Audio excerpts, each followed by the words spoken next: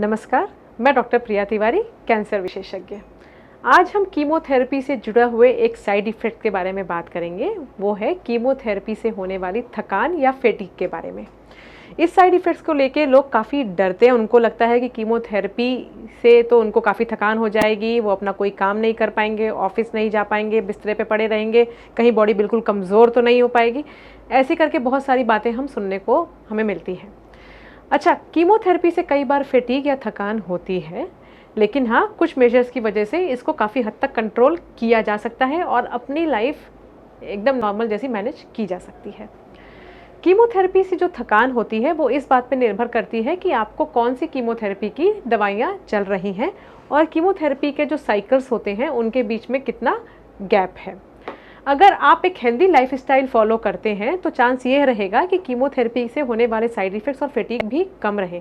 Healthy lifestyle का मतलब ये है कि अगर आप समय पे खाते हैं, आप खाने पीने का ध्यान रखते हैं, अगर आप एक्सरसाइज करते हैं, तो अगर आपकी बॉडी ऑलरेडी काफ़ी फिट है तो कीमोथेरेपी से होने वाले फैटीग या थकान भी काफ़ी कम होते हैं। इसलिए हम और आप सबके लिए ये ज़रूरी है कि हम अपनी बॉडी फिट रखें। अच्छा, इसके अलावा और क्या मेजर्स हैं जिसकी वजह से कीमोथेरेपी से होने वाली थकान कम की जा सकती है? देखिए, अगर आपको लगता है कि आपको कीमोथेरेपी चल रही है और आपको थकान हो रही है, तो इसका मतलब ये नहीं है कि घर पे आके आप सो जाएंगे और आपकी तबीयत बिल्कुल ठीक हो जाएगी। कि और जिसके लोग कहते हैं कि अगर हम बेड रेस्ट करेंगे तो हम बिल्कुल ठीक रहेंगे, ऐसा नहीं है।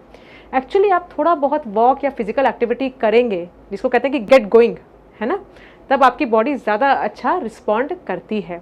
तो बिल्कुल बिस्तरे पे न पड़े रहें। अपने स्टेमिना के हिसाब से जितना चल फिर सकते हैं उतना आपको एक्सरसाइज करना चाहिए, बॉडी को फिजिकली उतना एक्टिव रखना चाहिए। ये बात सुनने में थोड़ी अजीब लगे कि थकान है तो कैसे एक्सरसाइज करें, लेकिन अगर आप थोड़ा सा विल पावर इस्तेमाल करके अगर आप जितने चलने फिरने की और एक्सरसाइज करने की कोशिश करेंगे, उतनी ही आपकी जो थकान है वो कम होगी, फैटीग उतना ही कम होता है। क्योंकि जो बॉडी के ऊपर एक्सरसाइज का एक बहुत ही फेवरेबल इफेक्ट होता है और कीमोथेरेपी के साइड इफेक्ट से रिकवर करने में ये बहुत ही कारगर उपाय है। तो ये है कि हाँ, वॉक तो करना ही चाहिए। और भी अगर आप कुछ कर सकें, लगता है कि पहले लोगों को लगता था कि कोविड की वजह से हम बाहर नहीं जा सकते, तो घर पे ही बैठ के अगर आप कुछ योगा, प्राणायाम या फिर साइकिलिंग जैसी इंडोर एक्सरसाइजेस भी अगर आप कर सकते हैं तो वो आपकी सेहत के लिए काफ़ी अच्छी है। फिर उसके बाद कई बार लगता है कि चलो दिन में सोते रहते हैं, तो ऐसा भी नहीं है। आपको दिन में बहुत डे टाइम स्लीपीनेस नहीं करनी चाहिए, क्योंकि उससे क्या होता है कि आप दिन में सोएंगे और आप रात में जागेंगे, जिससे आपका साइकिल पूरा गड़बड़ हो जाएगा और उसकी वजह से भी थकान बढ़ जाती है। तो इसीलिए अगर आपको सोना भी है, दिन में अगर नींद आ भी रही है, तो आप शॉर्ट नैप्स लीजिए। आधे घंटे के, 15 मिनट के, इतने आप शॉर्ट नैप्स लीजिए। आपको लंबे समय तक दिन में नहीं सोना है, क्योंकि हम ये नहीं चाहते हैं कि आपका day time cycle, day night cycle जो है वो गड़बड़ाए और आप रात में जागे, जिसकी वजह से आपको दिन में वापस थकान शुरू हो जाए। तो ये भी बहुत ज़रूरी है कि आप डे टाइम और नाइट टाइम स्लीप का बिल्कुल ख्याल रखें। शॉर्ट नैप्स लीजिए, लेकिन long term sleep day time में रिकमेंडेड नहीं है।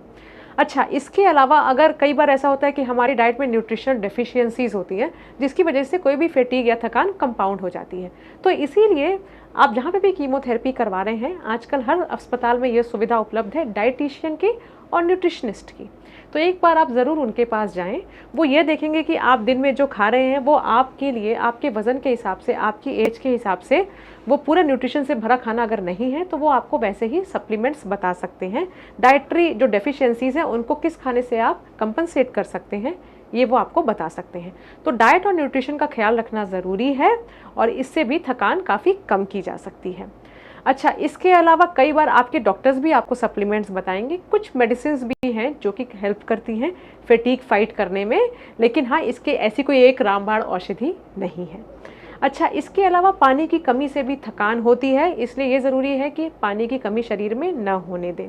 अपने डॉक्टर से पूछिए, वो आपको बताएंगे कि आपकी एज के हिसाब से और आपकी बीमारी के हिसाब से कितना पानी आपको लेना चाहिए। आमतौर पे हम ये कहते हैं कि जो एक एवरेज साइज़ का मेल या फीमेल एडल्ट है, उसको 3 लीटर के आसपास पानी पर डे पीना चाहिए अगर उसका कीमोथेरेपी चल रहा हो।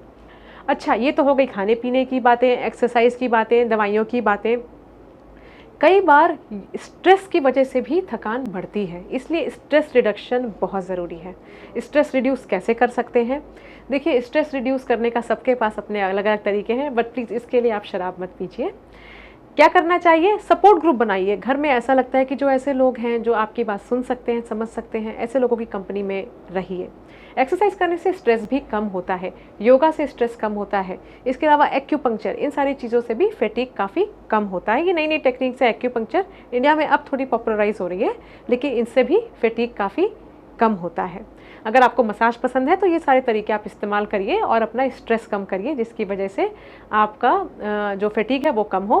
कई बार स्ट्रेस कम करने के भी डॉक्टर्स आपको मेडिसिन दे सकते हैं। तो अगर आपको ऐसा लगता है कि अगर मुझे कुछ मेंटल प्रॉब्लम ऐसी हो रही है कि मैं कोप नहीं कर पा रहा हूँ, जिसकी वजह से थकान बढ़ रही है। कई बार लोग कैंसर के डायग्नोसिस के बाद थोड़े अवसाद में चले जाते हैं, परेशान हो जाते हैं, तब कई बार काउंसलिंग की वजह से उनको हेल्प मिलती है। तो अगर आपको ऐसा लगता है कि आप बार बार सब्जेक्ट के बारे में सोच रहे हैं जिससे आपका स्ट्रेस बढ़ रहा है, तो ये हमेशा श्रेयस्कर रहता है कि एक बार आप जाके किसी भी काउंसलर से मिलिए। उससे ये होता है कि आपकी जो कोपिंग स्ट्रैटेजीज़ होती हैं वो इम्प्रूव की जा सकती हैं, और जिसकी वजह से फैटिग जैसे साइड इफ़ेक्ट्स भी कम हो सकते हैं।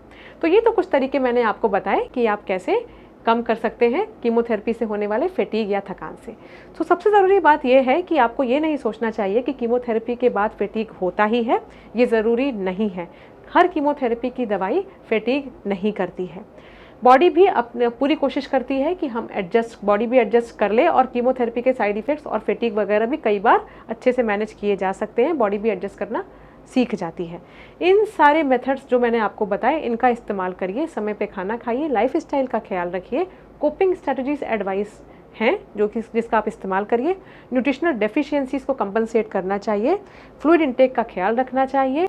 कई बार लगता है कि बहुत सीवियर फैटिग है तो आपको अपने डॉक्टर से जाके बात करना चाहिए। हो सकता है कि वो आपकी कीमोथेरेपी की डोसेस वगैरह मॉडिफाई कर दें या कुछ दूसरे रेजिमेंट इस्तेमाल करें, जिसकी वजह से फैटिग का प्रॉब्लम और कम हो जाए। तो प्लीज़ डॉक्टर से जाके ज़रूर डिस्कस करिए अगर आपको ऐसा लगता है कि दिक्कत बहुत ज़्यादा है। कई बार लोग सोचते हैं कि नहीं, हम अस्पताल नहीं जाएंगे, हमें तो इलाज ही नहीं करवाना, हम तो घर में ही बैठ जाएंगे। वो सही थॉट प्रोसेस नहीं है। बहुत सारे प्रॉब्लम्स का ईजी सोल्यूशन है। अगर हम डिस्कस करेंगे तो हमें पता चलेगा।